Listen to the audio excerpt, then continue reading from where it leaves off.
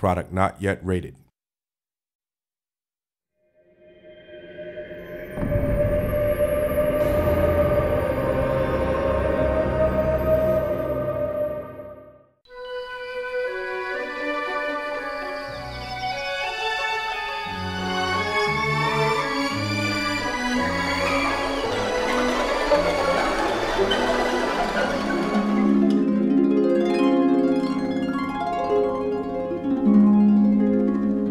Yes, I am a geek and a Greek.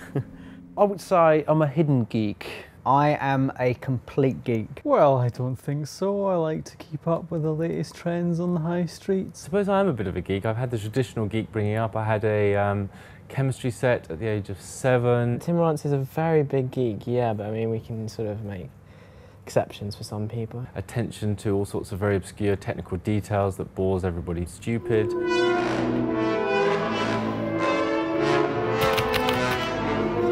CTG stands for Central Technology Group, and the purpose of the Central Technology Group is to create reusable technology that can be used by all of the game teams. If I asked you to build a house and presented you with a big pile of rocks and trees and concrete and so on, the first thing you'd probably ask me for would be the right tools. The specific advantages of CTG within the company for the games is that they can focus purely on the gameplay. They don't have to worry about writing tools again, writing technology again. The tools that we create are in use by the Fable team, and they aren't tools that you can just buy off the shelf. A follow-up project or game will use the same code and tools that we've produced, and they can go straight into making the game and producing cool games for everybody. Currently I'm working on a spline tool. That means splines are basically curves, so I'm trying to make a tool to help people put things on curves. Lionhead has been making these tools and games for the past 10 years, and to celebrate our anniversary, a big fancy dress party was planned.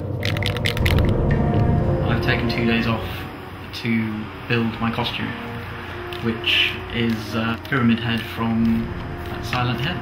I spent so long deliberating whether I should go as the film version, which is a little bit more recognisable, or whether I should be really hardcore and go as the game version, and I kind of bottled out and went for the film version.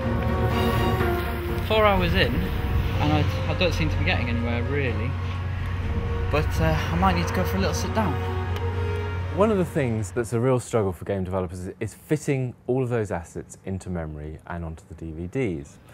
What we've done is develop some compression routines that squashes down the data so that it will fit in the available memory, and we've done this with animations which take up huge amounts of memory uncompressed. We've done it with textures, which are the sort of beautiful pictures that go onto the meshes that we create. In an animation, which is basically the movement of a character around the world, we've managed to squeeze those down to just 1% of their original size. It just helps the pipeline of the content from the people, the creative people, through to the actual game itself. I told everyone that I was taking some days off to do some charity work.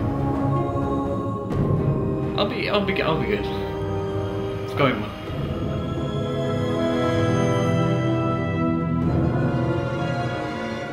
In Lionhead, as we are focused on creating games which cost tens of millions of dollars, sometimes it's great to be able to have a small group of people who can actually spend some time that's not directly on the main game development, and instead can research a bit of blue sky thinking. One example of that is we thought that it'd be very interesting to look at new types of combat. We wanted to experiment with something that really brought the drama out of combat. Drama is important and vital for combat because it gives it a nice, full-fledged purpose, a motivation for the player. The whole idea about it is to try and leverage everything that you can to make the combat more exciting without actually changing the combat itself. So we can use a lot of stuff from movies, such as camera work and music, and we can also use everything that we've got in games, like simulation and sound effects and the rumble on the joypad. Drama is the one thing which will make the difference between just a normal fighting or repetitive fighting mechanics and turn it into an experience, a challenge.